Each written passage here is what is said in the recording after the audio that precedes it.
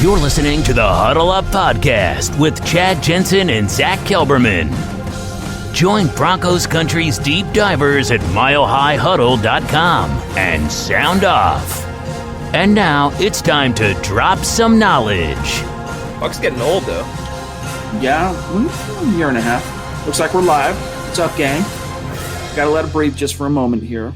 We gotta make sure our entire MHH clan is in the tent, and it looks like we're good. Welcome in, everybody, to the Huddle Up Podcast, presented, as always, by Mile High Huddle, powered by Blue Wire Podcasts. I'm your host, Chad Jensen. With me, my fellow football priest and the deputy editor of milehighhuddle.com, Zack Kelberman. Zack, a little interesting nugget. A couple days ago, the Broncos, after some tryouts, they signed the quarterback, Case Cookus. I still have a hard time getting that one out, but nevertheless, here we are, Thursday, 86, gone. Now, you heard an interesting rumor that you picked up on Twitter that maybe there was a rhyme and a reason for his oh-so-temporary stay at Dove Valley.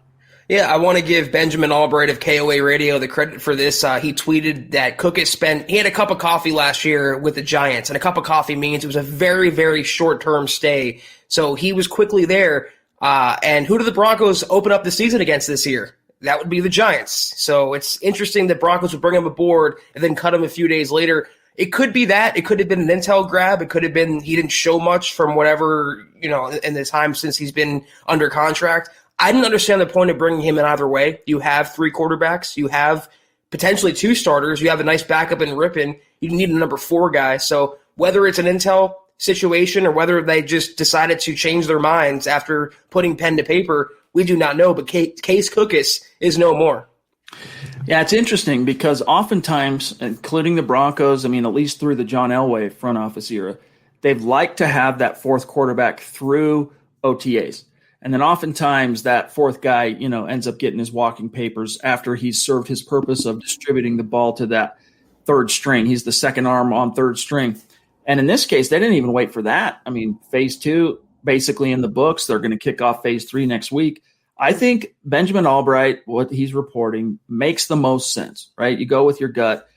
There's a reason why they brought him in so short term. It's not like he was new to them, but he tried out. Like, he spent all of rookie minicamp last weekend trying out. So it's not like they saw something then, liked it, and then a couple days later saw something else and didn't like it.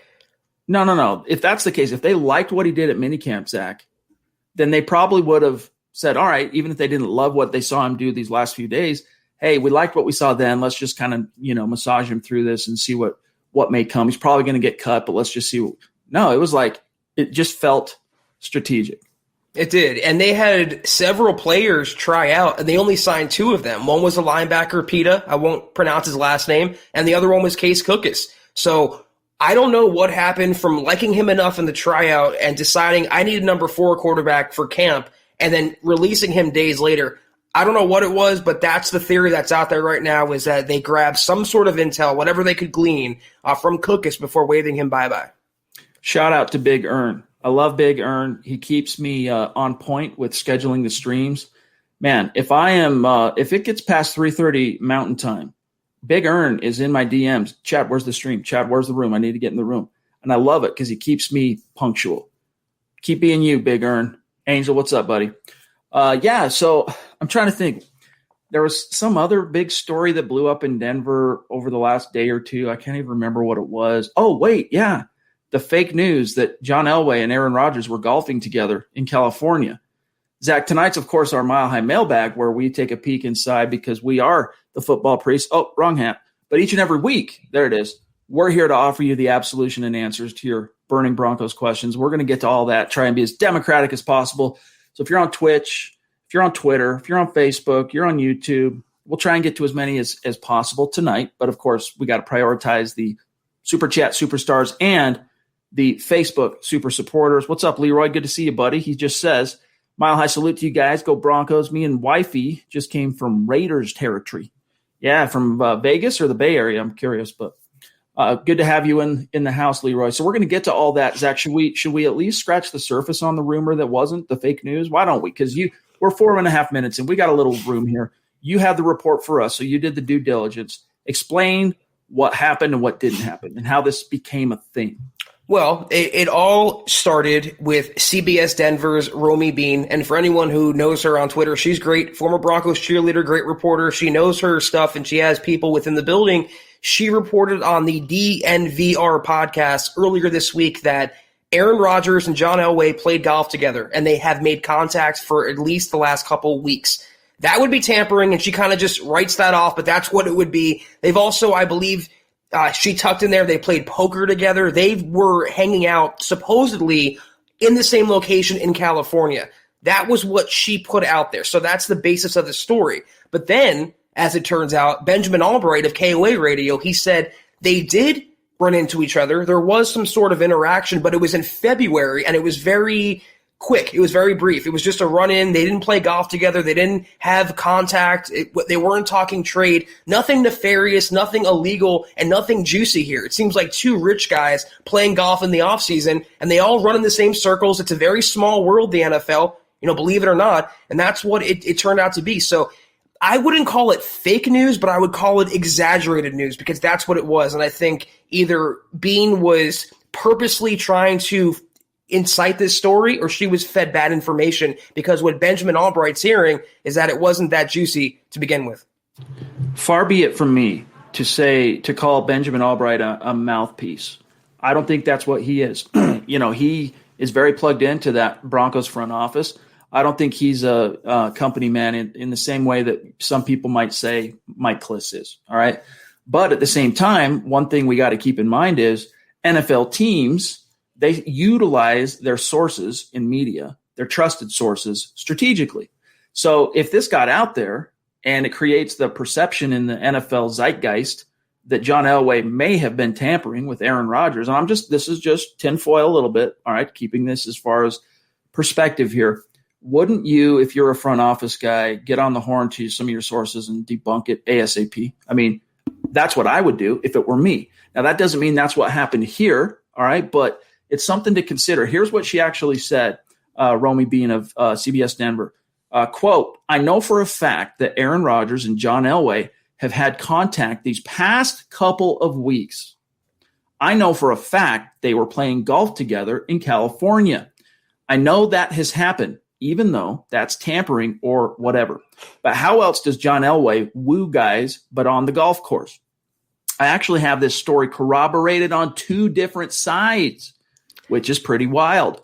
One is from someone in the golf world who booked the rounds, which is verified. And the other end, by chance, I had a friend whose friends were playing at this club that weekend, and John and Aaron came up and played poker with them.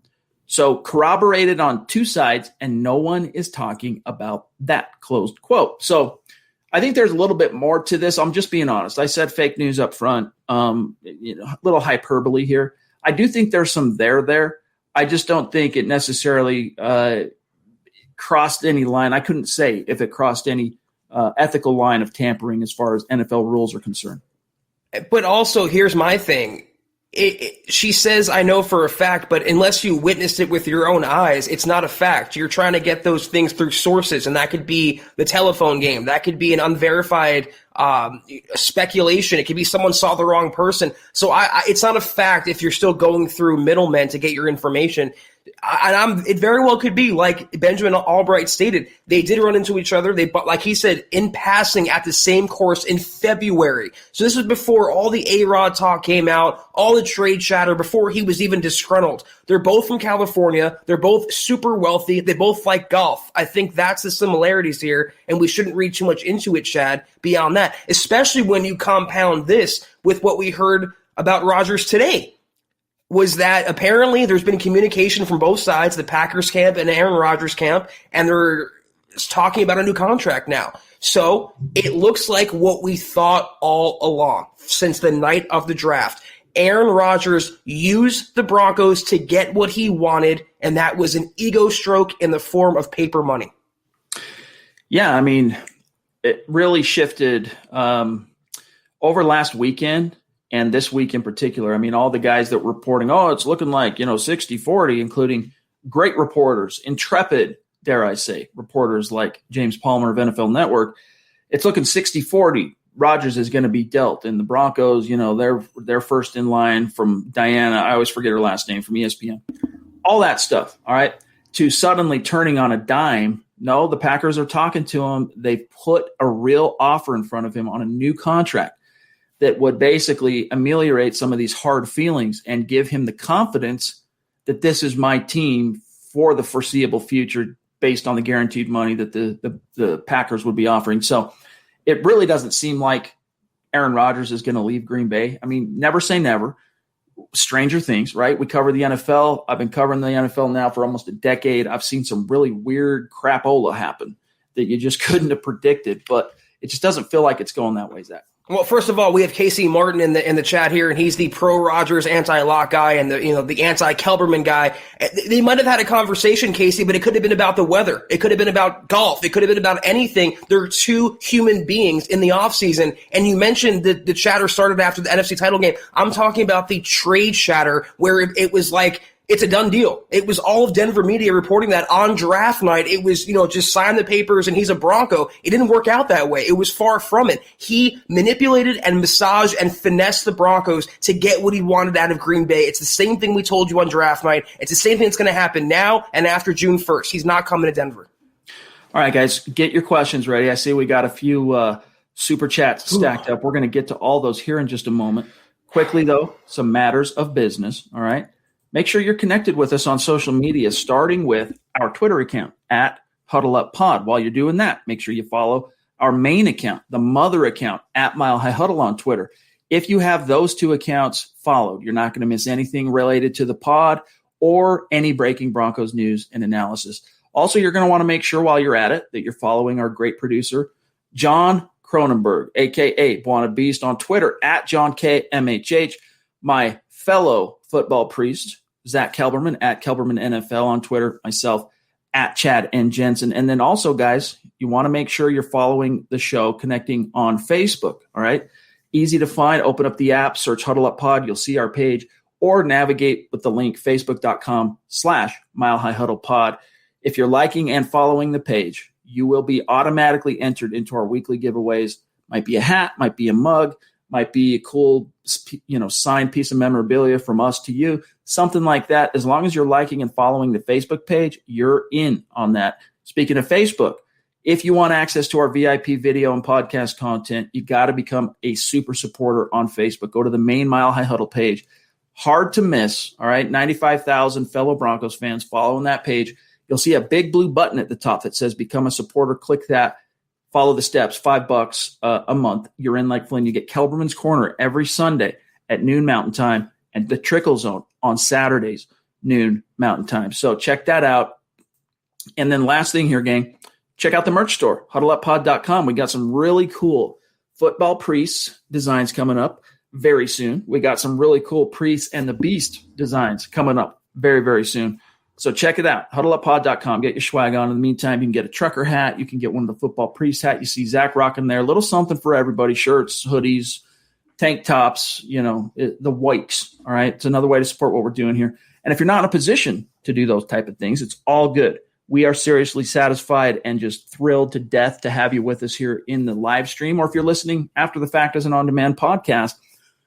But please do these three things at the very least, all right? Make sure you're subbed. Subscribe, especially key if you're on YouTube, Apple Pods, Spotify, etc. Like this video on YouTube and Facebook, especially if you want to help get this content in front of other Broncos fans who might not be aware of this community and these shows each and every night. And then 3 is the litmus test, all right? Share it out there. Share this video out on your social media if we're doing a good job, or if at the very least you respect the effort, because that's going to help us continue to grow and reach those new like-minded Broncos fans wandering the desert just like you used to be, all right? Appreciate you guys. All right, let's grab Muhammad. And did anybody, John, from last night's pod get the trivia question right? I said that Muhammad named his brand new baby son a name that I'm sure probably didn't come from the fact that it's the first name of a very well-known Bronco, but it turned out to be. Has anyone guessed that accurately, John? Did you see it? Does anyone get a winner chicken dinner? All right, here's the spoiler. Malik. Look at that cute little baby Malik. Hey, Muhammad, dude, seriously, congrats. I'm about to join you, but probably by this time next week, or very well by this time next week, I'm going to have a little baby son myself that's brand new to the world. So appreciate your support as always, my friend, and congrats on the new addition. Yeah, very cool name as well. Malik Jackson was a great player, great Bronco, and it's a very worthwhile man to name him after. Once again, Mo, congrats with your son, and congrats to your family. We hope everyone is doing very well. Real quick, censorship is the way. You got to forgive us, my friend. We're just, look, man, when we're late, it's usually because there's something popping on the newswire. That's what our job is, first and foremost, is to cover the news on the written side at milehighhuddle.com. So if something's popping in the newswire, one of us might be delayed hopping on. And if one of us is delayed, we just have to wait. We're both delayed. So we appreciate your patience. But hopefully, good things come to those who wait. Hopefully it's not too big a deal for you. All right, let's grab here a super chat from Bill Anderson. What's up, Bill? It's good to see you in the chat. Thank you for the support, my friend. He says, Zach, Green Bay wants too much. Let the Raiders take Aaron Rodgers and destroy their future. Yeah, is good, but not for 3 years. I'm not sure on that last part, but I think we get the gist of what he's trying to say here, Zach. He is good, but he's also going to be 38, and the last trade proposal we saw was 3 first-round picks, Bradley Chubb, Drew Lock, and Dalton Reisner, on top of also a couple mid-round picks. It's just way too much. I don't think he's coming to Denver, and I don't think he's going to Vegas. I don't think he's going anywhere. It's the same thing we've been saying all offseason. He's staying in Green Bay because he's going to get what he wants, and that's the assuasion of being the locked-in franchise quarterback with an astronomical cap figure. He's made $240 million. He wants more. He's about to get it. Yep. Yeah, that's going to hit the wire sometime between now and June 1st. So sometime, I'm guessing, within the next 10 days or so, it's going to be a big news story breaking. Aaron Rodgers agrees to fat new, maybe not market resetting deal, but a deal that provides enough guaranteed money for him to toe the company line and stop with the passive aggressive stuff in the media and show up to Packers activities and take care of business. Zach, it just seems like that's the way it's going. And that's why it's like a question we got last night. Hey, how much of the Aaron Rodgers thing, the fact that it broke on the night of the draft, did that have to do with the Broncos not taking Justin Fields or not taking Mac Jones? And to this day, I remain adamant it had nothing to do with that. Broncos never really planned on drafting a quarterback unless you believe some of the rumors that if they were it was going to be Trey Lance. And Trey, of course, drafted way before the Broncos went on the clock. So it's a vote of confidence in Drew Lock. Now, it might be a little bit of a shaky vote of confidence, not an absolute perfect, blind faith show of confidence in Drew Lock, but it's a show of confidence nonetheless.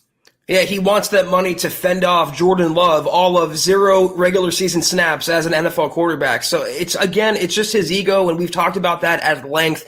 And real quick, before we get to that, Nathan Brown, you are another troll. I'm going to call you out real quick. I said the entire offseason they're going to re-sign Vaughn or keep Vaughn around. I was among the few that was advocating for Vaughn's retention. So I don't know why you're spreading fake news, but you're not going to last by doing that.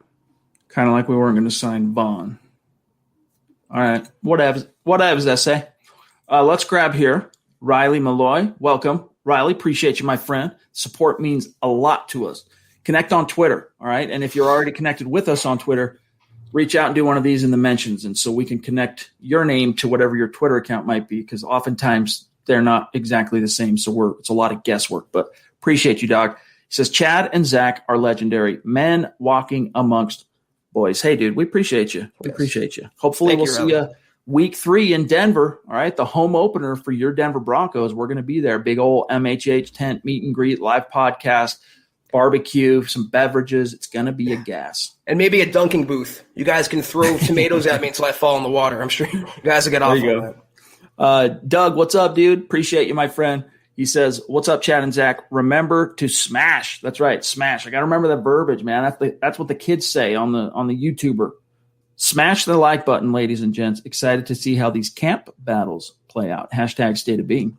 Yes, indeed. There are some marquee camp battles shaping up, including, of course, the number 1 Drew Lock versus Teddy Bridgewater. But also, Zach, it's going to be really interesting to see how things play out between Melvin Gordon and rookie second rounder Javonte Williams. Yes, and what Melvin Gordon said recently, I believe it was a recent podcast or interview, he said he still wants to show the Broncos he's still a high-end back. So he's very much motivated, Merlot Gordon. I hope for the best for him to get the most out of his contract, but I think Pookie will be pushing him from week one, and it's a matter of time before Williams becomes the Broncos' RB1. Real quick, John, by chance, if you have, of course, you got Zach Lee Butler, but we need Zeus, Jeff, Tom, Mike, and then we're current to where I'm at, FYI. So while I scroll down here, John's got Zeus queued up. Man, it's just been great. Like this whole week, Zeus has been in the chat, I think, pretty sure every night that we've gone live, and including on Sunday for Kelberman's Corner. And it's just when Zeus, the patron saint, and the first face etched up on MHH Mount Rushmore is in the house, man, it just all is right with the world. So love you, Stu. Appreciate it. He says, hi, all. Awesome pod as always. Thanks, bro. Y'all want to know how legendary Stu is? We had a Super Chat superstar give a Zeus during his interview. So that's the legend of Stu McPeak, and we appreciate you, Stu. You know how much we do, but more than you even know. Yes, sir. Yes, sir. Hope the fam's doing well. All right, let me see here. I'm going to try and find some Facebook action after we grab Dale's extremely generous Super Chat. Thank you. Which, by the way, Dale, did we not book you for next week? I want to say, right? Nope, that's Zach. And then you are in June. All right, cool. Dale, dude, seriously, thank you so much for that level of generosity. It really does help keep the lights on here at MHH as far as the pods and the live videos and all that. So thank you, buddy. He says, I've had a rough couple last days, but I ordered some Football Priest swag. I finally scored a PS5. Dude, where'd you get the PS5? John has been my eyes and ears trying to help me lock down a PS5 for my teenagers. No dice. Congrats on that. And watching the Best Broncos podcast, it's feeling like a victory Monday for me. Thanks, Chad, Zach, and John.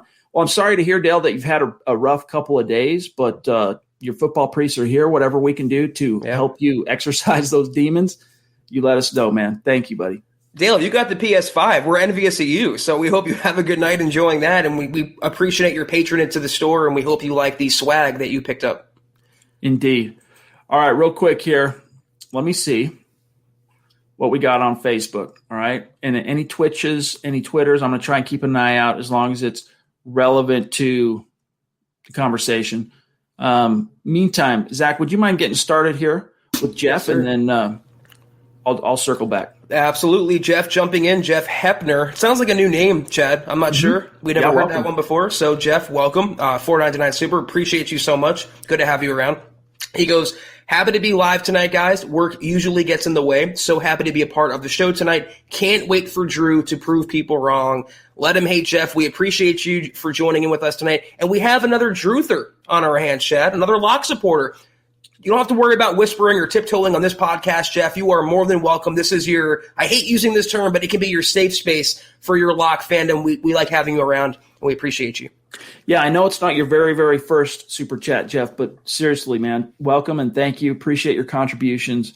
Help us keep that conversation going in the chat. Good topics, great engagement, good conversation with the community. So really appreciate that, my brother. And yeah, we're really excited to see how this is going to play out for Drew. Shout out to Aaron Lynch. What's up, buddy? Always great to have you in the chat, my friend. Hope you've been well. All right, let me see here. Leroy. I think I concur with Leroy here on Facebook. Drew Lock has that look. He looks focused. He has that look like he's going to have a breakout season this year, in my opinion. Salute. Yeah, that was something that, right back at you, dog. That's something that if you've watched the very few clips that we've been able to get from phase 2 this week, I mean, he's got the kind of high and tight new haircut. I think it's the shortest I've seen his hair on top. He kind of had that like new age pompadour thing going. Like my teenagers had that. And now it's down to past the ears thing. But for a while there, the trendy thing amongst the youngsters was this newfangled almost pompadour minus the pomade, or whatever, the grease hair. It's not that. It's just kind of loose like that. That was his hair. Now it's like, Zach, why do you think the Marines, when you first get there, there's 2 reasons when you get to boot camp, your head gets buzzed, all right? One of them is almost like, look, you're a new person. We're shedding the skin. This is a new you. But the other part of it is, hey, man, you need to be a machine. You need to be ergonomic, aerodynamic. Like, you need to be a weapon. And so you need to be sleek. Let's get rid of that hair. And it's almost like that same kind of mindset, I think, Zach, for Drew, which is like, hey, man, this is it. I got it high and tight on the haircut, and I got to attack this thing. I haven't seen every snap and every rep he's taken, obviously, at phase 2. But I do think that there's a little something to that buzz that he seems to be uber focused. And that goes beyond fans. We've heard it from some of his teammates, too. He's also looking fairly svelte from the video that we saw. He hasn't been, watching Netflix and eating DoorDash all day. He's been in the facility practicing, running around, doing cardio. He looks like he's been just focused on one thing and one thing only through the offseason, through the criticism, through the pandemic, and that's football. And it's very early. We can only judge him on brief clips that we've seen so far. But from those brief clips, it's encouraging. Zach Lee Butler, what's going on, buddy? Great to have you back in the chat. Thanks for the support. A very well-known superstar to Zach, myself, and John. He says, keep it up, guys. Training camp cannot come any faster. Underwear practices don't do much for me. Yeah, I mean, it's better than a sharp stick in the eye, as my dad would say, right? It's better than nothing. But in this case, it's what I want when we get on-field activities of any sort during the offseason. To me, it's just that, it kind of engenders that feeling like we're getting closer to it mattering again, right? We're getting close to football being back. Yeah, I mean, I'm the same way. I want the things to count for real, the practices, training camp, preseason, regular season, but I'm not going to lie. I got very excited seeing Courtland Sutton on the practice field running around again at mostly full speed. So for things like that, I think it's worthwhile, and it gets me excited for what's to come later on. Antonio on YouTube. What's up, Antonio? Thanks for being with us tonight, my friend. He says, Locke showed improvement the last 5 games of the season. Let's build on that. Zach, hold that thought just for a second, because Franklin here says, if it ain't hating, right? People say, the Locke haters. It ain't hating. If we can't critique Locke's poor play, why label us as haters just because we have reservations about his progress? Well, here's the thing, Franklin, all right? I think it changes into being a hater when it literally becomes an incest. It goes from being misgivings, reservations, to outright like looking for the hole in the boat, outright finding any reason whatsoever to throw this dude under the bus. All right. Because when that happens, that definitely swings the pendulum toward hate. All right. But really what it's about is you've asserted a take, and now you feel like even in the face of new evidence, if you get it, you got to defend the take more so than actually breaking down the reality of a situation. That's where things really start to get ski-wampus. So just beware of that, Franklin. We're with you. It's fair to critique any player on your team. All right. Far be it from us to say, here's how to be a fan. That's up to each and an individual fan the world over. But just beware of going too far down the rabbit hole. This guy is a Denver Bronco. This guy, I mean, agree or not, Franklin, as up and down as we've seen Drew, especially in 2020, would it not be in the team's best interest to have this kid succeed and turn the corner? Do you not want to see that happen? So that's all. That's, just beware of some of that stuff. Franklin, your definition's wrong, first and foremost. If by that definition, Chad and I would be haters because we've been critiquing Locke's play as well. We're not oblivious to that. We're not covering our eyes and shielding our ears. We know his shortcomings. We know what he has to get better at. And we know that if he doesn't get better at those things, he should be and will be replaced. That's the bottom line. With that being said, though, it's like certain fans, if he throws a 50-yard touchdown, should have been 51 yards. If he throws for 300 yards, should have been 400 yards. Like you said perfectly, which I agree with, Chad, they look for any little reason to hate the guy, and that becomes an obsession. It becomes from professionally disliking him to personally disliking him. So that's where the hater mentality or the anti-Locke mentality comes in. You are well within your right to critique him. I would expect that. I critique him. He's far from a finished product, and he's far from a franchise quarterback. But to dismiss him outright, say he has no redeeming qualities, he's Paxton Lynch 2.0, it was all on him last year, that becomes the derangement syndrome, and that becomes the hater about Locke. Yeah. It's like my grandma used to say, and maybe some of your grandmas or mothers would say, if you don't have something nice to say about someone, don't say anything at all. I'm not saying that. I'm not saying to you, if you have a critique of Drew, just hold it in, don't say it. But another thing my grandmother said, maybe this could help you, all right, is if you're going to say something negative about somebody, then also try to, in the same breath, say something positive. So when you point out the critiques of Drew, because, again, he is a Denver Bronco, right?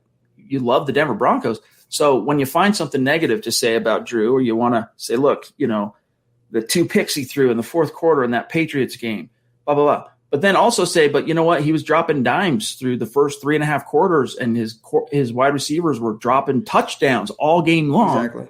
So just try and balance that out, and then it won't be perceived as hate. All right. Tom, what's up, bro? Good to see you up there north of the 49th parallel in Canada.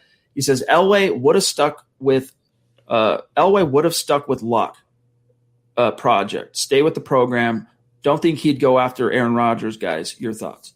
I definitely disagree on that. I think if Elway had a freaking snowball's chance in hell to land Aaron Rodgers, he's doing what he could to get him, because Elway's a Hall of Fame quarterback, had a lot of success with that model with Peyton. If he felt like he had a ghost of a chance, he's going to try. Now, that doesn't mean he doesn't believe in Drew. That doesn't mean that he doesn't think that the upside is there or still sees the upside in Drew. But, guys, Aaron Rodgers is not only a proven commodity. I mean, this is the reigning NFL MVP, and yes, he's 38. But, look, this is a guy going to be in the Hall of Fame very, very soon, and he wants to play for many more years, at least 3 years probably. So if you can get him here, Elway would be a guy seeing about what could we do to make that happen. It just doesn't seem like he's going to ultimately end up leaving Green Bay. I mean, according to Romy Bean, it seems like Elway is already working on getting Rodgers to Denver. So, yeah, if he was still GM, he was a star chaser, Chad. That's the censored way to put that. I mean, the guy pounced on Joe Flacco when he became available, and he thought he was getting 2012 Joe Flacco. So, yeah, if Elway was still calling shots, he would have probably surrendered the capital necessary to acquire Aaron Rodgers, because that's how Elway thought. There was no long-term foresight with John. As much as I love him, as great as he was for the organization and still is, he always believed in kicking in the can down the road. That can now is permanently affixed to George Payton's hands. He's taking it everywhere he goes, and he's taking slow, deliberate steps forward, not kicking it and punting it 10 yards down the road. Mike Kane, what's up, buddy? Good to see you. Appreciate you. He says, hey, guys, been a minute, but always good to grab you guys live, and great job as always. Appreciate you. Just here to rep my boy Locke. I heard he's been working hard, and then, of course, the appropriate trio of emojis that we all know what it means. Yeah, it's the buzz so far. I mean, Zach, we haven't heard word one that is bad about Drew. Nothing yet. Talking 2021 from players and coaches and people there. To give you concern, any concerns people have about Drew, or whatever concerns were kind of baked in coming out of the 2020 campaign. Yeah, it's funny that, people, his receivers, even George Payton, his linemen, they all say positive things. And then you have Mike Lombardi as the only guy that's saying anything negative, the failed GM, and now he's a television analyst. So I think I'll side with the players and the coaches and those who are around Drew, because it seems like that's the consensus, not the one erroneous report that came out about dumbing down the playbook from a guy who seems like he should work for Pro Football Focus. He has a major axe to grind against Locke. Hey, real quick, shout out to our Facebook Superstar Senders tonight, all right? John, keep an eye out for any questions or comments from this list of names. Brad Murdoch, what's up, buddy? Travis Tarbox, thank you, bro. Gary Leach Palmer, legend. Eddie Keating, what's up, Ed? And Dave Glassman, another legend. So appreciate each and every one of you. We're going to try and find any questions or comments that you had in the chat, but thank you for the stars, guys. It all adds up. Thank you. There's one. Travis, what's up, buddy? Hoping Locke takes a giant leap this year and finally solves our QB problems. Yeah, it's like look, before the draft, you guys heard me say this often, that if you had half the fan base just pining, clamoring, draft a quarterback. I don't care who it is. Use your first-round pick on a quarterback. And I'm saying, no, use that first-round pick on a player that can help you win right now and in the future, because it's actually in your best interest to stick it out one last year with Drew, because if he hits – and that first-round pick, instead of it going to Justin Fields, who would be sitting on the sideline, or even if he ends up playing, teams don't win with rookie quarterbacks. That can officially gets kicked into 2022 if you end up rolling with a Q. It's in your best interest this year to take a non-Q that can help you, all right, and for Drew to succeed. Because if Drew can succeed, Guys, who is the last drafted quarterback to make a Pro Bowl for the Denver Broncos? Jay Cutler in 2008. That's how long it's been. And then if you go back before that, I mean, John Elway, very prolific, but as we all know, wasn't drafted by the Broncos. Jake Plummer, not drafted by the Broncos. Brian Griese, he had some modest success, and then things just went off a cliff quickly. Former second-round pick of the team. That's probably who you would have to point to as the next most successful guy.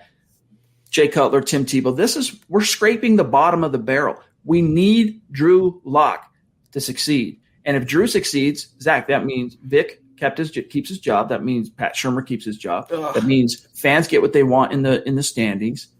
Everyone's happy. So funnel that energy. My advice as your football priest here, whether you're asking for it or not, funnel that energy in a positive direction toward Drew, because that's what's going to make everyone happy if this dude hits. Forget about what your takes are. Forget about whatever position you've dug on Drew. Always, we'll give you our takes. Like when we were talking about Garrett Bowles before he turned a corner, I was very, very high on Garrett for 2 years. And then after that third year, Zach, my tonality shifted and I was off that train because it just wasn't coming out in the wash game after game, rep after rep. But you know what? When he did finally turn that corner and there was no denying it, I didn't say, oh, wait, let me find the hole in the boat so I can continue to put myself into a corner and assert, whatever it takes so that I can be right. I just said, look, I'm going to fall on the sword. I was wrong. Thank God it worked out, because now the Broncos have a solid left tackle, a second-team all-pro left tackle, and you can check that box that it's not something you got to worry about for the foreseeable. Should have been first team, though, Chad.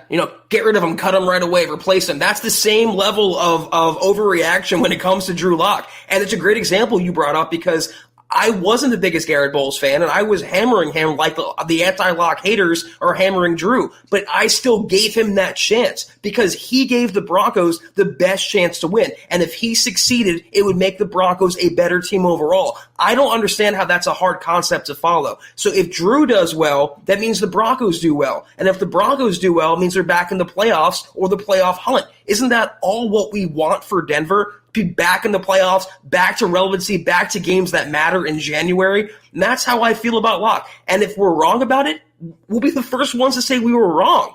But to not give him that chance is asinine to me. And that's why I'm going to commend George Paton. Even if Locke bombs this year by any chance whatsoever, I'm still going to commend George Paton for giving him the opportunity, for not being trigger happy, for not being impulsive, for not selling the farm, for giving a young quarterback a third year and a second year in the same system. Indeed. Willie, what's up? Everyone knows Willie. A superstar whose legend precedes him, but of course we had him on the show last week, which was really great. He's got a message here. Been gone a little bit. Shout out to John. And then, of course, the lock emojis. Good to have you with us, Willie. It's just not the same without you, dog. So welcome. And then we got Kiaka in the house too in Hawaii. What's up, bro? Thank you so much for your support. Unbelievable. And John, I see that he's got another one. I don't know if you can get that one ready if you got access to that one here, but wow. Kiaka, love you, dude. Seriously, you've been a real joy to get to know in what modest way we can, or we've been able to through these interactions, and we want to get you on the show. I don't recall, did you shoot me an email or a DM so that we can organize that? Because we definitely want to get you on the show. But he says, sending our aloha to the beast and the priest. And, of course, Broncos country, $15 for number 15, my son's favorite number. His name is Kai. Can he get a shout-out? Hey, shout out, Kai. You got a really, really cool pops. So count your lucky stars and your blessings on that. He says he loves to watch with me, Kiaka and Kai. Very cool. Hopefully I pronounced Kai's name correctly, but that's a cool name too, Zach. It is. And look at that. Look at the generosity from Kiaka jumping in. $50 super. Thank you so much, Kiaka. He adds, I am a diehard Denver Broncos fan. Drew Lock happens to be the quarterback. Thus, I will not partake in the hashtag lock blocking. That's funny, Kiaka. Simple concept. Really love you, my dogs. We love you, Kiaka, so much. Thank you for your support. And again, shout out Kai. You have a great pops. And yeah, listen, I know you live out there in Hawaii in paradise, but if you can make it to Denver September 26th for the home opener this week, we'd love to meet you in person, my friend. So love you. Appreciate you. Yeah. Here's one also from Jeff C., another long time OG, superstar. Appreciate you, Jeff. Where you been, by the way? I haven't seen you in the chat for a while. Great to have you, though. He says, why so anti-Rodgers? Lock better be damn good if true. We're not anti-Rodgers. I mean, sometimes we say things, and when it comes to communication, it's not always what you say; it's how you say things. And so maybe we have, the last week or two, our tonality might have shifted a little bit. But I'm telling you right now, Jeff, if I had a legitimate shot to get Aaron Rodgers, provided I'm not being asked to give up, it's got to be within the realm of the plausible. I can't completely gut this team's draft capital in order to get him here at 38.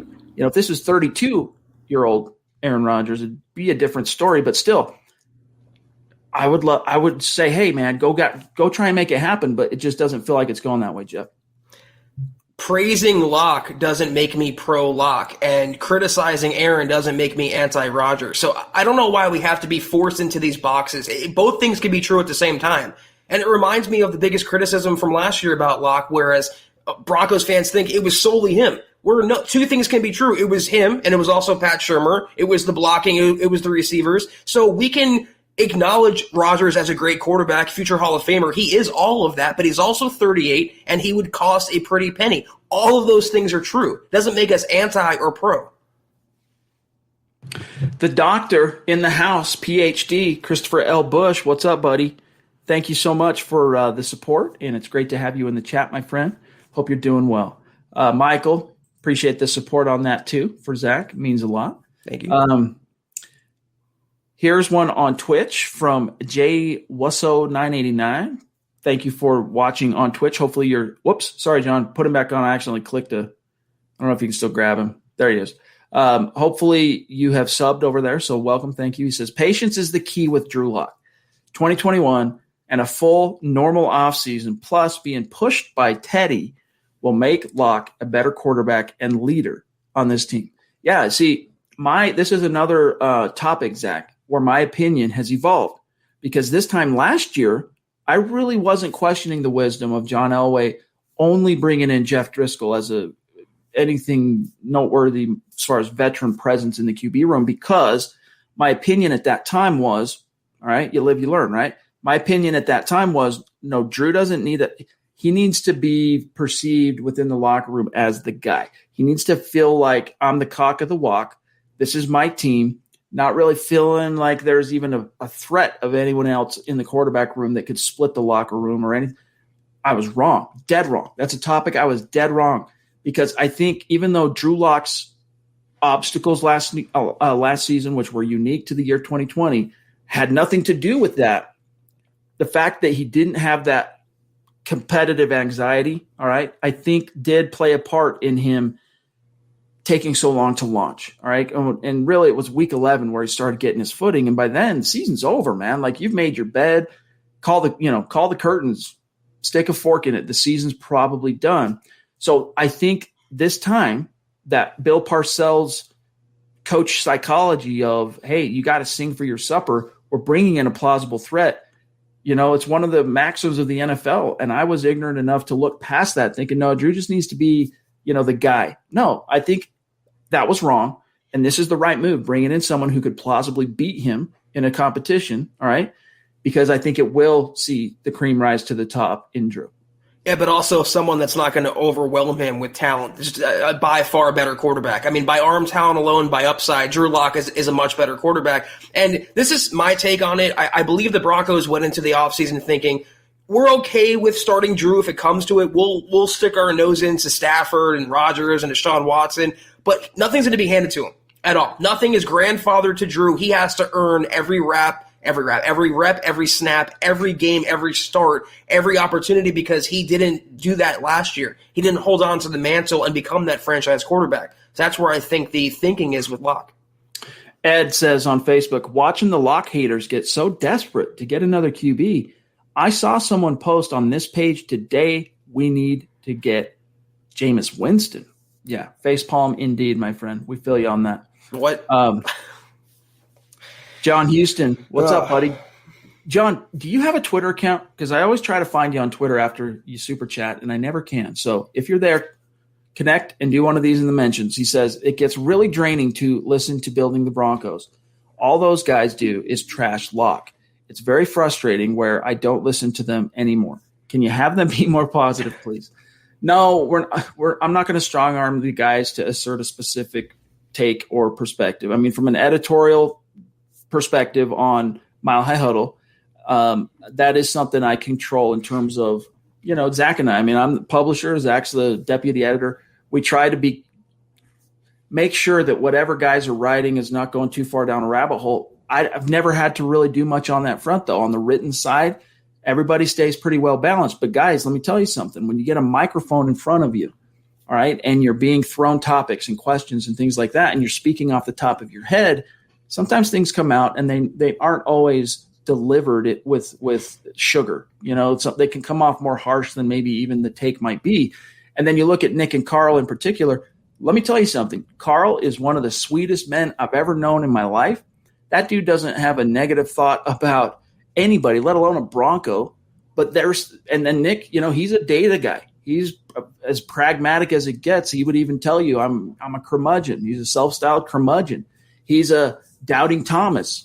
All right. He's a show me that proof in the pudding guy.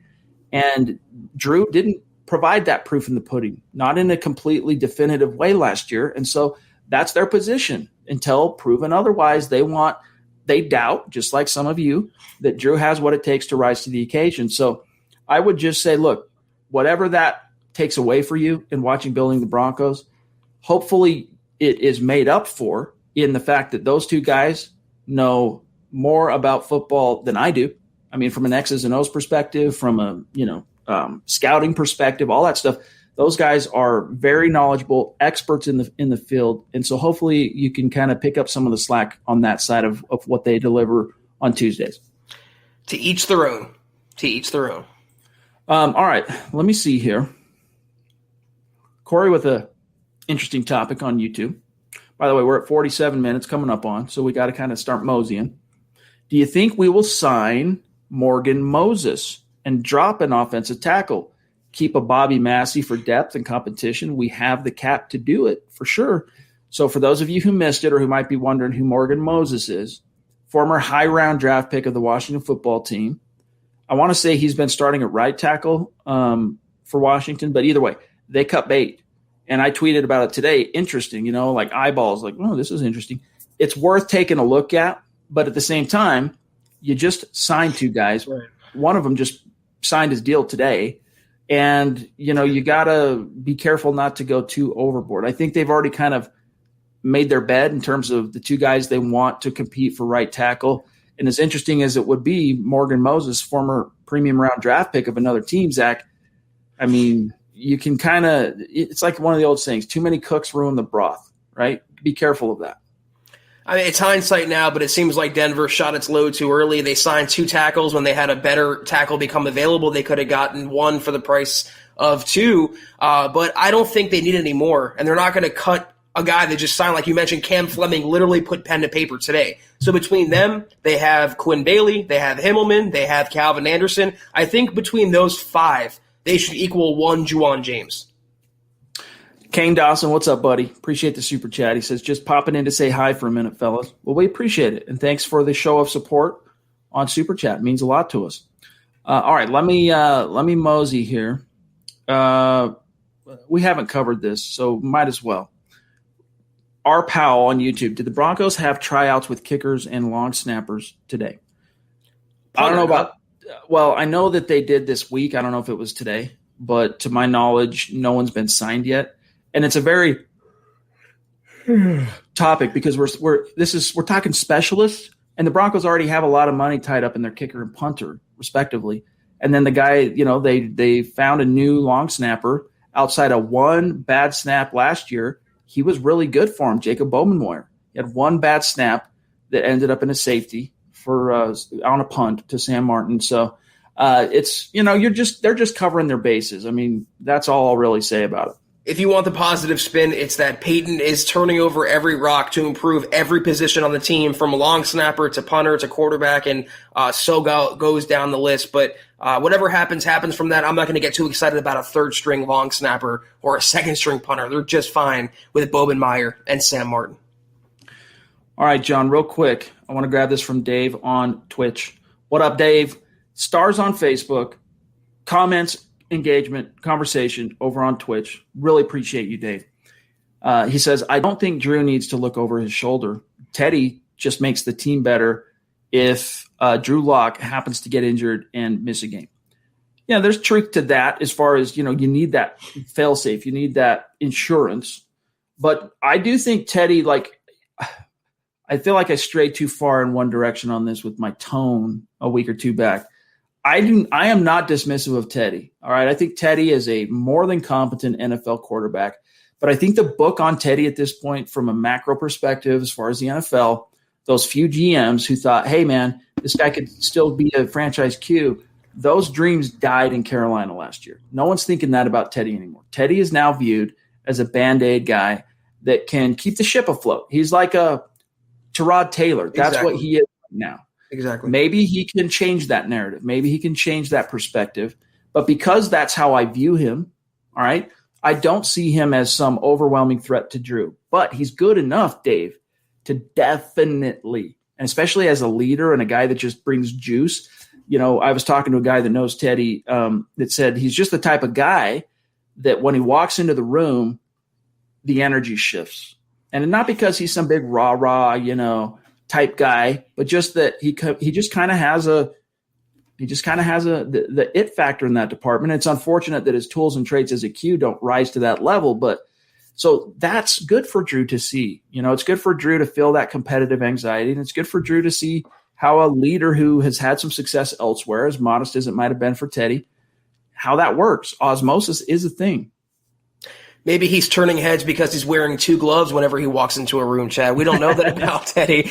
But here's my take on it. He is certainly better than Jeff Driscoll and Brett Rippon. He is a competent backup for sure, and even a bridge starter. But I happen to think it's more of a mindset in Denver. It didn't really matter who was going to be the backup quarterback. It was the Broncos were going to make Locke earn that job. So whether it was Rippon or Andy Dalton or anybody else, it was going to be an open competition. And as Vic Fangio said, 50-50, totally fair, and may the best man win. And honestly, as big of a Locke fan as we are, that's the right way to go about it, because nothing should be handed to him. He has to earn this job if he wants it. John, as we grab this super here from Seth, I need Guillermo. I need Aaron, his first one. I need Anthony, and then Aaron's second one. I need Riley again, too. Riley had another one. So, FYI. Seth, what's up, dude? Appreciate the message and the super chat. He says, y'all are awesome. You're awesome, You're Seth. awesome, Seth. Thank you. Appreciate you, bro. All right, let me surf down and see what I can see here. Stand by. We want to try and get to as many as possible tonight. We got a little bit more time here. From Jay Roper on YouTube. Zach's right. If Drew's great, we are great. However, Drew did not prove anything to not draft Fields. That's my take, Zach. I understand yours, but I hope you understand mine. You happen to think that Fields has a higher ceiling than Locke in the NFL, and you're going to have to, Jay, take that up with George Payton. I'm not the one that passed on Fields at number 9. I mean, obviously, though, if you listen to the podcast the entire offseason, Shad and I were sitting up here telling you for weeks and weeks and weeks, don't be surprised if they pass on Fields. Don't be surprised if they pass on Mac Jones. I'm holding firm to the belief there was one quarterback in this draft class, realistically speaking, that Peyton would have pounced on, and that was Trey Lance. And as soon as he went off the board, it shifted into, okay, who is the best non-quarterback BPA on the board? And that was Pat Surtain. So, Jay, I understand it. You're a Fields fan, and you're not that high on Locke. I get that. But there's a reason why Peyton passed. And let's let that reasoning kind of prove itself over the course of the season. Indeed. And definitely we respect everyone's take. We respect your opinions, and we try to understand them. We might not always get there. But we try to wrap our brain around it. And I think you said it with pretty straightforward. I don't think on one hand, yes, Drew didn't leave. I try not to use double negatives, but Drew didn't leave no doubt, right, last year. He did allow, by virtue of his performance, doubt to creep in. But at the same time, I think he has shown enough because, again, you're only focusing on the one side of the scale here. I think the other side of the positive things that we've seen, the 4 touchdowns on the road in Week 14, even dating back to his rookie year in Houston, that game, the way he performed in a very hostile environment coming off a shoulder injury in New England. Yes, he ended up throwing those 2 picks in the fourth quarter, but that was after 3+ quarters of his guys letting him down. He was dropping dimes that day. So the reason I go back and rehash that is I think those high notes that he showed were enough to neutralize that feeling of we need to draft a Q. Yes, we know he didn't leave no doubt. There's still a possibility he could bust. If you're George Payton, you're looking at that, you're going, hey, there's a possibility this kid might not work out.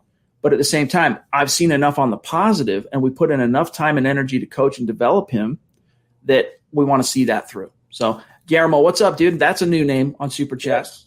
Welcome. Connect on Twitter. He says, a truck driver and a diehard Broncos fan. I never get to listen live, but I never miss a show. Hey, dude, you're a sweetheart. Drive safe, bro. He says, thank you for making my day every day. # Priest, # Denver Broncos for life, # lock. Very cool, Guillermo. One of my high school best buddies is an over-the-road truck driver. So respect and props to you. And drive safe indeed, Guillermo. Thank you for your support. We hope to see you around more often. By the way, that is a cool name. I like the name Guillermo. Maybe that's what I should name my son, Guillermo Jensen. Maybe I should do that. I'm going to think about that. Aaron Lynch, what up, bro? Thank you for the super. He says, I was never pro-Luck. I was never anti-Luck. The Rodgers drama is a distraction from letting Drew have one more season to prove himself. We've invested. This is key. This next line Aaron says here. We've invested a lot in him. Hope he can make strides. Got to support whoever the quarterback is.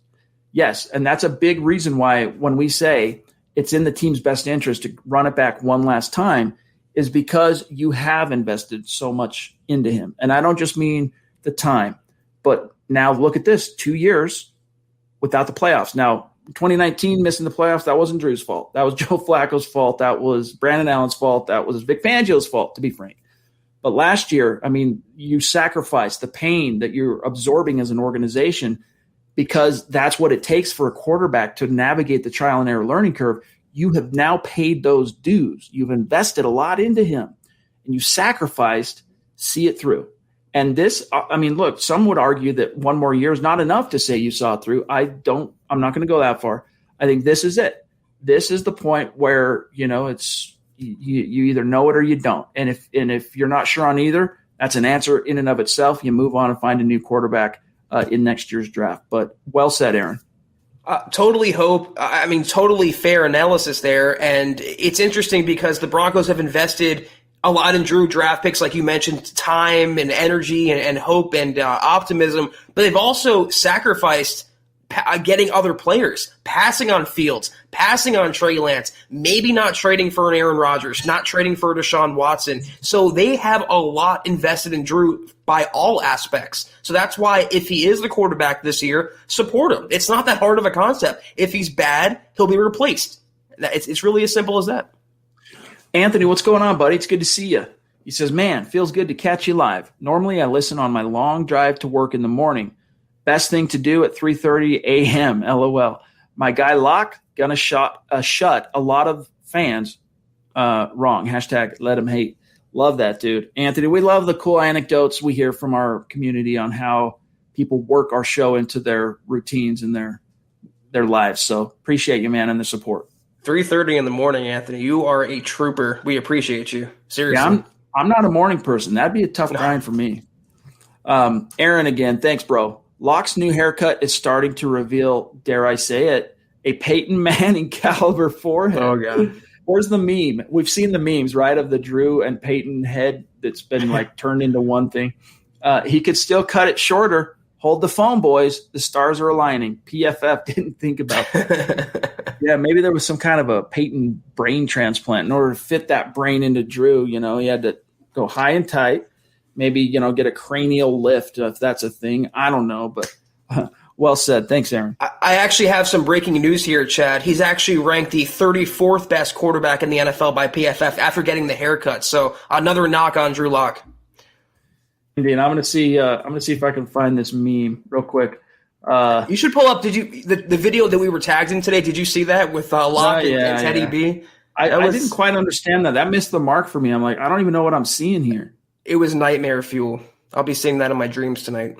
Most definitely. All right. Riley again. Thank you, Riley. Don't forget to connect on Twitter. He says, I won't be seeing you guys week 3 as I live in California the last couple of years, and I don't do Twitter. All right. Smart man. All good. My favorite thing about the show is the positivity. Broncos country is a state of being. Denver Broncos for life. Love that, dude. Yeah, man, if you can't make it, you can't make it. But Zach and I, we are, we're where we're at in our respective lives and careers and whatnot because we view life through the glass half full kind of lens. We try and find the silver lining. We try and find the positive takeaway. And so we don't do that in a sense to where we're blinded by what reality might be. But at the same time, we're trying to bring to you, optimism, generally positive outlook on your team. And that's, I think, a big part of what our job is as that goes beyond media, what we do here. We're not just here, pragmatic reporting the facts in my book. Here's what happened. Like that's got its place, right? But that's not what our job is. That's not what we want to do. Our job is to be more dynamic. Our job is to be more engaged with you. Our job is to be the way we have, defined our job is to be a little bit more meta than that. Riley, you're so smart not to get entangled on Twitter because it's nothing but miserable, unhappy people there. And I can't go through life like that personally. I know you can't either, Chad. So I'll always take a glass half full approach. But if you go on Twitter, oh boy, it's a sea of negativity. One of the 48 laws of power. Avoid the unhappy and unlucky. All right, there's a little drop of wisdom for you. Brian Greenfield, absolutely a MHH Mount Rushmore superstar. What's up, BG? He goes, you guys should do the AM pods on Saturday or Sunday. Well, for what it's worth, all right, we have currently, Brian, in case you missed it, Facebook exclusives. If you're a supporter, you get Kelberman's Corner at noon. Now, that might not exactly be morning, but you get Kelberman's Corner at noon on Sunday and the Trickle Zone at noon on Saturday. Now, doing a morning show on Saturday and Sunday, guys, at some point I have to get some sleep, spend time with my kids, see walk my dogs, pull some weeds in my backyard. We try and eat, breathe, live this, but at the same time, we do need a little bit of a wiggle room. You know what I'm saying? I'm also not a morning person in the least, so y'all wouldn't want to see me in the morning. That's a fact. I wish I was, though. My wife is, and I'm not. One of my sons takes after her. And from the time he was a little kid, man, as soon as that sun peeks over the first, horizon, boom, wide awake, eyes open, rocking and rolling. I wish I was that way. It takes me. It's a process for me to get it up and going, get my caffeine in me, and then, all right, now I'm good to go. Dale, appreciate you, Dale. If you're on Twitter, connect with us. Welcome. Thank you for that super chat, my friend. Thank you, Dale. Good to see you around here. In the shop with Willie once again. Appreciate you. We aren't getting Rodgers per sources with the crying, smiling face emoji. Yeah, it's probably not going to happen, guys. But it's been fun while it lasted, right? Like spitballing it and dissecting all the speculation and trying to lick our thumb, put it in the air, see which way the wind's blowing. We take joy in that. Hopefully you guys do as well. So, but it just doesn't seem like that that gust of wind is blowing in Mile High's direction for what we still have that soft deadline though of June 2nd. People still holding out hope for a post June 1st trade. So we'll keep milking this, Chad, until we can't milk it any longer, until those udders are empty. Mike on YouTube wants to know, what do you think of Peyton Manning saying he wants Rodgers to stay on the Packers? I think that's just a guy that I really don't read too much into it, because what I think you're thinking, Mike, is, well, is that because he's been mentoring Drew and so he's got a dog in the fight? I don't think that. I think that's just a guy who's been down the road, and he knows that even though his legend ended up paying dividends and was probably a good thing the way he left Indy, it's it's anguish, it's anxiety. It's, if you don't have to go through it, don't go through it. And he's also, Peyton, he can speak from experience. He had kind of an acrimonious departure from Indianapolis and joining a new organization, so he's lending his opinion there. Same as Brett Favre did about Aaron Rodgers. Obviously, they were teammates, but Rodgers split from Green Bay was also a very messy divorce. It's just Peyton giving his opinion, same as Chad or I or anybody else. Tom says here up in Canada, Scott Kennedy picked Drew as this year's dark horse on Broncos for Breakfast. That was this morning, Thursday, with Nick Kendall, guys. Yeah. So, guys, by the way, those two are killing it on Tuesday and Thursday mornings, trying to help give you some morning content for your commutes. And, Scott is not a Broncos fan. Scott is actually a longtime – well, he's one of my mentors in this business, but he's a longtime media guy, recruiting expert, college football expert, and he grew up a Falcons fan. And so he's doing a little bit of that. He's got his YouTube channel. Subscribe to Scott Kennedy's YouTube channel, by the way. It's easy to find. Scott Kennedy. That's it. But yeah, Scott is similar to Nick, very pragmatic. He's a scout at heart. And so he's not blowing smoke up when he asserts a take. Unlike myself or Zach, he's not cognizantly trying to put any kind of positive spin on anything. Scott, similar to Nick, just there's the way I see it. And if he says that he sees Drew as the primary dark horse for the Broncos this year, hey, we see that as a positive development. And it's not just us. It's not just the Huddle Up podcast. Apparently there is some optimism on this network about Drew Lock. So look at that.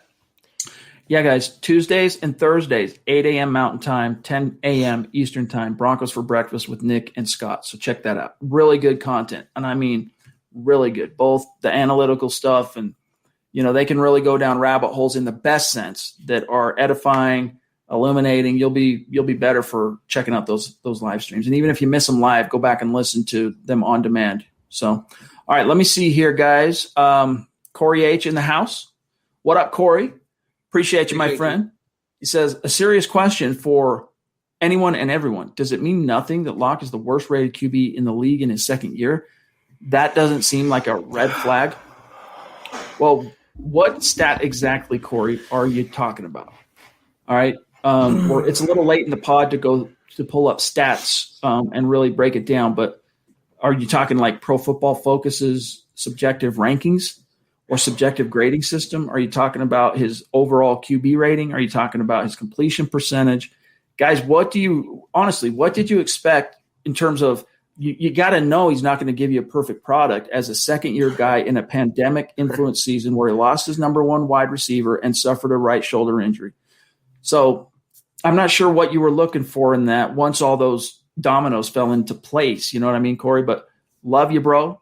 Appreciate the support. And if you want to send that to me as an email, maybe I can break it down like in a mailbag on the site or something, buddy, because we're running out of time. You know what's a red flag to me? Throwing interceptions, only winning 5 or 6 games. Those are the red flags I need, Corey. I don't need stats. I don't need analytics. I don't need data to tell me what my brain and eyes already see and interpret. So if he cleans up those red flags, we have something here. If he doesn't, he'll be replaced. It's really as simple as that. No stats necessary. All right, guys, we got to really rapid fire these. I got to get going here. Simon in Canada. Love our Canadian community here. Our little slice of Broncos country up in Canada with MHH. Appreciate you, Simon. He says, I know they're just rookies, so my expectations are tempered, but I am so pumped to see how Pat Surtain and Baron Browning will perform this year. Much love for MHH. Yeah, man, it should be nice infusions of athletic bliss for this defense. I mean, they went out and upgraded cornerback, but they did nothing at linebacker except for drafting Baron Browning. So, yes, we're very excited to see how that plays out. And we will know maybe right off the bat his impact in this defense because they're facing Evan Ingram in week one of the best tight ends in football. They're going to need Baron Browning to cover him. So if he's going to be that Achilles, the solution to that Achilles heel, the solution to that long-time bugaboo of covering tight ends and receivers and running backs, I'll be all for it. My favorite pick in this year's class for the Broncos. All right, Shane Daniels, what's up, buddy? Appreciate you. He said, talk to my buddy who works in the Broncos training room. The things he's hearing around there is extremely positive concerning Locke. there you go. There's some more evidence or some more buzz or whatever you want to call it. But thanks for sharing that anecdote, bro.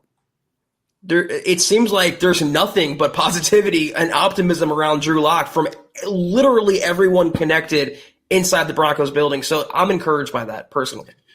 Mark Langley, another legendary MHH Mount Rushmore superstar and just diehard, true blue member of our community. What's up, bro? How are you? Appreciate you. Can't complain, dude. Everything's going good. Hope you're doing well as well, Mark. Dale again. Love you, buddy. Appreciate you. 2/3 of Teddy's NFL career games had him throwing less than 200 yards and only one touchdown or less. He only has 2 career games where he threw 3 or more TDs. And he's got a lot more, he's been down the road much farther. Drew, off the top of my head, I know he has 2 such games of 3+ TDs, right? The Texans game and the Panthers game last year. But just interesting. Thanks for those stats, buddy.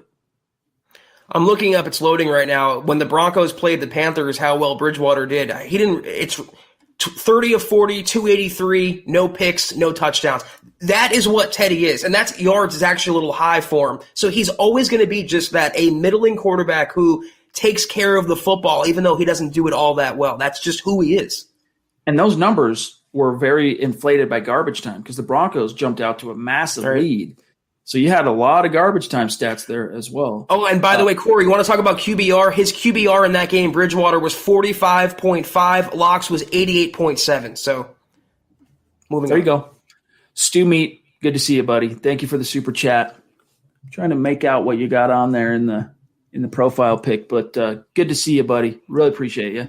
Chad, by the way, it's because Bridgewater was going against a stout defense. That's why. But the same didn't work for Locke when he faced a defense that held Russell Wilson, I believe, to what? Either no touchdowns or 1 touchdown. If you go and watch the Panthers, the stat line from last year, they played pretty good defense, but it only works one way, that argument, seems like. What's good for the goose is good for the gander. Kiaka, again, what up, bro? AR-12s are Aaron Rodgers. Wait, AR-12s are fun, but we're locked and loaded. Okay, all right. Like it. All right. Appreciate that. By the way, I'll be there for the MHH tail guy. For real? You're going to make the trek? Dog, that's going to be legendary.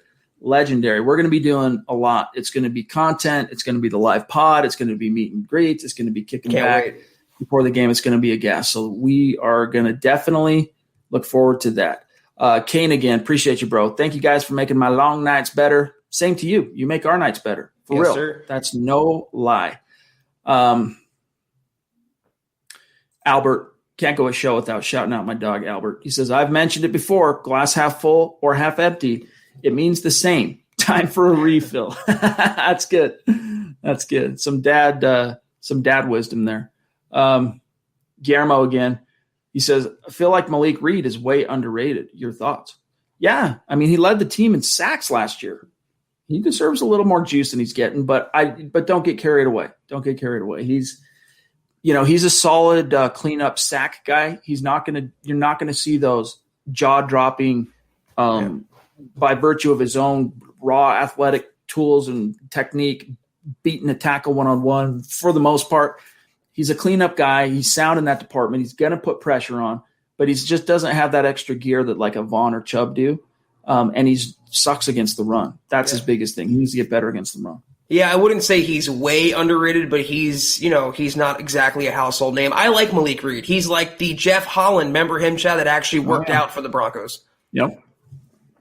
Willie again. Remember Teddy's ceiling? Barely above Drew's floor.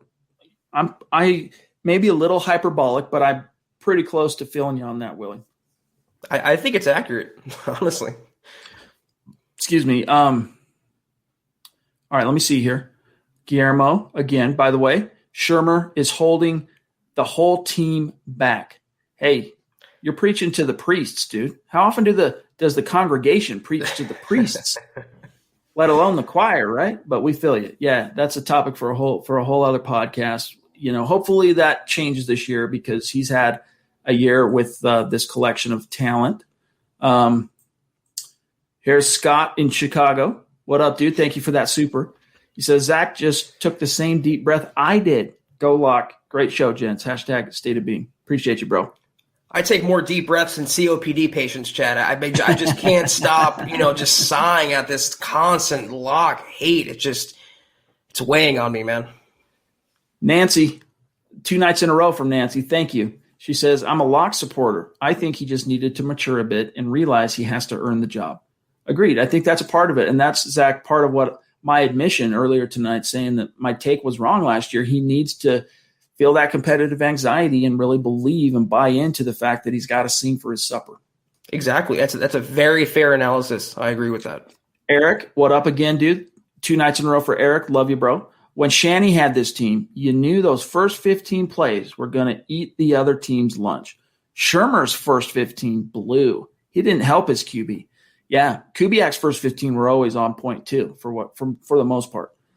In fact, I think back to that 2012 game where the Texans came to Denver, and then, the Broncos limped out to 2-3 start with Peyton in his first year. One of those 3 losses was that game where Koob came to town and just ate Denver's lunch, and his first 15 in that game were masterpiece level, just exploiting the Broncos. So feel you on that, buddy. Even Scangarello kept defenses more on their toes than Pat Shurmur did. Last year, it was run up the middle, and then a low percentage pass, incomplete on third down punt. That was the Broncos' offensive game plan. It's not going to cut it this year, and I hope Pat Shurmur and the entire operation, including Drew Lock, gets better. Last one, guys, then we got to go. Mark Langley, again, love you, buddy. Zach is tired of Lock's stats. Win or losses, that's the only stat that matters. Yep. And that's why Drew Lock has Teddy Bridgewater here, because he lost more games than he won last year. So, it's a law of kind of like a law of physics. It's a law of football. I don't have time for stats or analytics or anything like that. It's, nuts on the table time. Show me the results. It's a results-based business. That's what I want to see. He's talking about bolts and washers, guys. Get your mind out of the gutter. Exactly. Okay. Corey H., for real, last one. Panther game is like Houston game from year one. Okay, it was fun. Eventually you have to throw out the outliers. Okay, I feel you, but what about the outliers of 2020? You throw those out too, like the pandemic, the injury, the no OTAs, the no preseason, the no – I mean, eventually outliers, they do start to stack up. But, Corey, hey, dude, appreciate you. We got to go. We're hour and 16. Thank you so much to everybody for joining us, completing yet another just whirlwind blast of a week podcasting here on Huddle Up. So thanks to each and every one of you. Mile high salute to our Super Chat superstars. Mile high salute to Tyler Randall for joining us on a superstar segment last night. Willie, Johnny's got one there. I'll grab it. Willie, outliers establish ceiling and floor. Good point. Talk about analytics. Good point. Thank you, Willie. And guys, we're out of here for the week, but let not your hearts be troubled, because Sunday, Kelberman's Corner at noon. You don't have to wait all the way till Sunday night. We'll be back, of course, Huddle Up Sunday night, but make sure you are a subscriber, a supporter on Facebook of Mile High Huddle, and you get access to that content. Other than that, Zach, send us off and have a great weekend, bro. So his wins are outliers, and his losses, 4 interception games, and the drop-filled games, those aren't, right? So that only works one way again. But yes, thank you everyone out there, the Druthers, the anti-lockers. Thank you everyone tonight for tuning in, all your support, all your interaction. Thank you, Ann. And be sure, guys, as she says there, hit the like button on your way out. Thank you, R. Butler. We appreciate you. We'll be back on, like Chad said, Sunday evening, 6 o'clock Mountain, 8 o'clock Eastern. I'll be back on noon Mountain time with Kim Becker. Thank you, Dylan. Be sure, guys, before you get out of here, and as Dylan says, leave a little like on the way out. It goes a long way. Follow the Huddle Up Podcast on Twitter at Huddle Up Pod. Follow the Mothership account at Mile High Huddle. You can follow Chad at Chad and Jensen. Hold on, John. You can follow me at Kelberman NFL. And, of course, you can throw it back up. I got you this time. Again, John K. MHH, the Beast. He's a great Twitter follow. I promise you guys, you're going to want to do that. If you can, if you want to get a hat like I have right here, or as Chad has, go to the store at huddleuppod.com and get your swag on. We appreciate all your patronage. If you can't do that, totally get it. Subscribe, like, and share. We appreciate that more than anything else. It helps us grow and reach like-minded listeners and viewers just like you. But we're out of here for the weekend. Chad, have a great weekend. John, have a great weekend. We'll see you guys Sunday night. Take care. And as always, go Broncos.